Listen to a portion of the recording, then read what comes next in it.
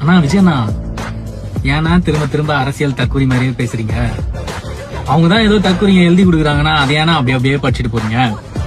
எப்படி இலவசம் தர மாட்டோம், இலவசம் கொடுத்து ஏமாத்தாதீங்க, இலவசத்தை வாங்காதீங்க அப்படி இப்படின்னு சொல்லிட்டு இப்ப இவரு ஆட்சி அமைச்சிட்டால் எல்லாருக்கும் நிரந்தர வீடு, தமிழ்நாட்டுல வாழ்ற எல்லாருக்குமே நிரந்தர வீடு, அப்புறம் தமிழ்நாட்டுல இருக்கிற எல்லாருக்குமே ஒரு வீட்டிற்கு ஒரு மோட்டார் சைக்கிள்.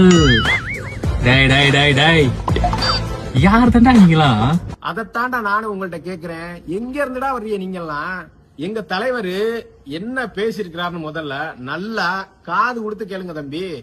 காது சரியா கேட்கலனா விளக்கணைய ஊத்தி நல்லா குச்சியை வச்சு குத்தி அடப்பெல்லாம் எடுத்துட்டு ஒரு தடவைக்கு 10 தடவை எங்க தலைவர் என்ன பேசியிருக்கிறாருன்னு கேளுங்க தம்பி.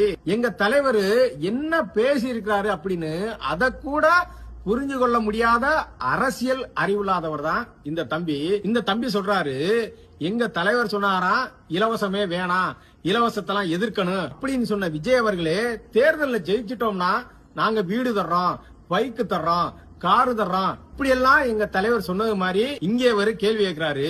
எந்த இடத்துலயுமே எங்க தலைவர் நாங்க தேர்தலில் ஜெயிச்சு வந்தோம்னா இலவசமா தர்றோம்னு சொல்லல. இந்த நாட்டோட பொருளாதாரத்தை உயர்த்தணும், அதன் மூலமா ஒவ்வொரு மனிதனும் தனக்குன்னு சொந்த வீடு, ஒவ்வொரு வீட்டுல இருசக்கர வாகனம், இப்படி தன்னோட பொருளாதாரத்தை உயர்த்திக்கணும் அப்படிங்கிற அர்த்தத்துலதான் இத பேசியிருக்கிறாரு. இந்த நாடு நல்லா இருக்கணும், இந்த நாட்டுல உள்ள மக்களோட தரம் உயரணும் அப்படின்னா இந்த திட்டங்களுக்காக ஒதுக்கப்படுகின்ற நிதியை முழுமையா செலவு பண்ணணும். அப்பதான் இந்த நாடு முன்னேற்ற பாதைக்கு போகும். இந்த நாடு எப்படி போனான்னா, நாட்டு மக்கள் எப்படி போனான்னா, முதல்ல நம்ம வீடு, நம்ம வீட்டு மக்களோட தரத்தை உயர்த்தணும்னு நினைச்சா உங்களை போல வீடியோ பதிவை போட்டுக்கிட்டு ஷால்ரா அடிச்சுக்கிட்டு இருக்க வேண்டியதான்.